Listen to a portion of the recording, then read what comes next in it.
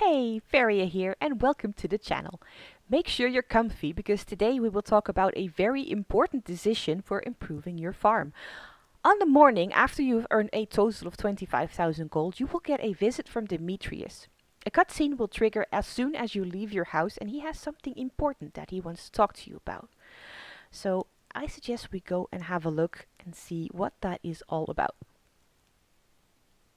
So there he is. Hi Ferya, I have some good news for you. A few days ago I made a breakthrough in my research on the local environment. Well, good for you, dude. I'll spare you the technical details, thank you, and get to the point. You know that empty cave over there, a little ways to the west? Well, I have a way to turn it into something useful. For the both of us. I'd like to set up the cave to attract some local species. That way I can observe them in a more controlled environment. And you can harvest whatever products they produce. Well, that does sound like a win-win scenario, Demetrius. I like it.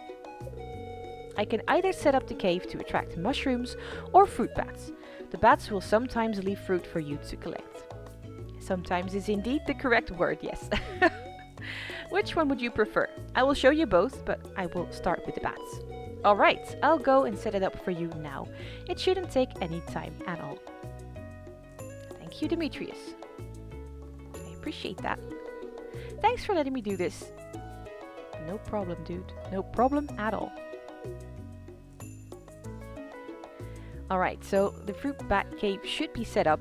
Now, when I started this game the very first time, my very first farm, I thought it would be so cool to have a real bat cave on my farm. So this is what it looks like. As you can imagine, I was a little bit disappointed. It's basically an empty cave with some glowy eyes. And every once in a while you will hear a bat squeaking and something dark will fly across the screen, but that is basically it. So visually it was a little bit disappointing. But still, bats are still really cool. Now, it takes about 3 days for the first fruit to appear in your bat cave. Mostly the fruit you will find there are ordinary forageable stuff that you will find in the open world. Every once in a while you will find something cool like a tree fruit, something you could use as a gift for a villager or for something in the community center. As you will be able to see in just a moment, ordinary forageables is what you can expect most of the time. Tree fruit, something that you actually use for more important matters in this game, is a very rare occurrence. Now, of course, these fruits can still be used and you can sell them, and some of these items can actually be gifted to villagers as well. So it's not like it's totally useless, but it takes a while for them to appear, and also it might not be what you expect it to be. At least that was my experience with the fruit bat cave. It does not yield, well, enough for my feeling to be the best choice for me. It might be different for you, of course. It's not like every playstyle is the same and every person is the same. So if you prefer the fruit bats, even if it's just simply because you love bats, which I can totally understand, then by all means go for it. Alright, different farm, different character, and here we have the mushroom cave, so I can show that to you as well. Mushrooms yield a harvest every other day, so that is more often than the fruit cave does.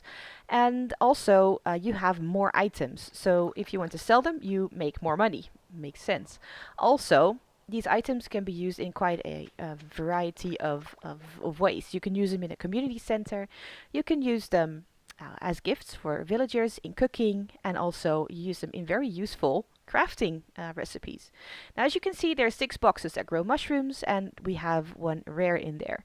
Rare mushrooms are quite common. I get rare mushrooms in this cave quite often, so it is definitely something that is worth it if you want to do a little bit more than this and just have fun bats around and get a cool little item every once in a while.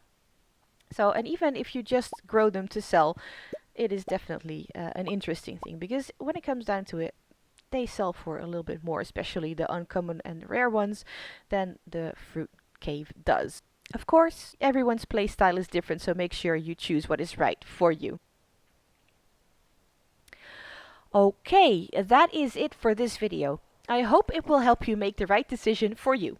the one that serves your playstyle best. It is definitely something I wish I had known when I first started my first farm. Let me know in the comments which one is your favorite. I would love to hear your stories. If you enjoyed this video, please give it a thumbs up and consider subscribing for updates on future content. Until next time, keep a smile in your heart and we will meet again soon. Bye bye.